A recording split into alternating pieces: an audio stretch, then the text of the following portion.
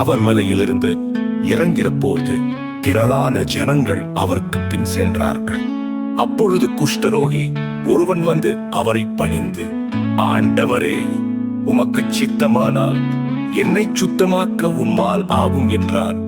இயேசு தமது கையை நீட்டி அவரை தொட்டு, எனக்கு சித்தம் உண்டு, சுத்தமாக என்றார்.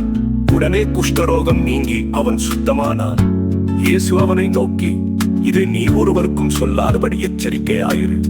ஆயினும் அவர்களுக்கு சாட்சியாக நீ போய் ஆசாரியனுக்கு உன்னை காண்பித்து மோசே கட்டளையிட்டு காணிக்கை செலுத்து என்றார்.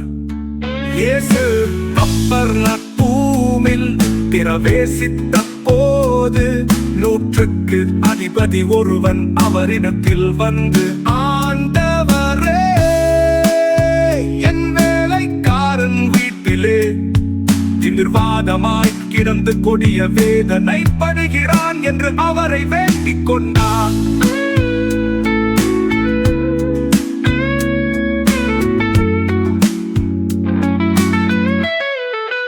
ஆண்டவரே, என் வேலைக்காரன் வீட்டிலே திமிர்வாதமாய் கிடந்து கொடிய வேதனைப்படுகிறான் என்று அவரை வேண்டிக் கொண்டான்.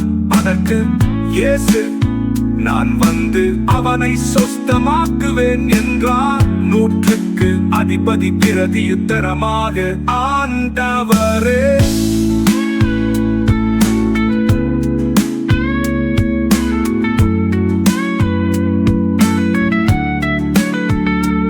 என் வீட்டுக்குள் பிரவேசிக்க நான் பாத்திரன் அல்ல. ஒரு வார்த்தை மாத்திரம் சொல்லும், அப்பொழுது என் வேலைக்காரன் சொஸ்தமாவான். நான் அதிகாரத்துக்கு கீழ்ப்பட்டவனாயிருந்தும் எனக்கு கீழ்ப்பட்டிருக்கிற சேவகரும் உண்டு. நான் ஒருவனை போவென்றால் போகிறான், மற்றொருவனை வாவென்றால் வருகிறான். என் வேலைக்காரனை இதை செய் என்றால் செய்கிறான் என்றார். இயேசு இதை கேட்டு ஆச்சரியப்பட்டு தமக்கு பின் செல்லுகிறவர்களை நோக்கி, இஸ்ரவேலருக்குள்ளும் நான் இப்படிப்பட்ட விசுவாசத்தை காணவில்லை என்று மெய்யாகவே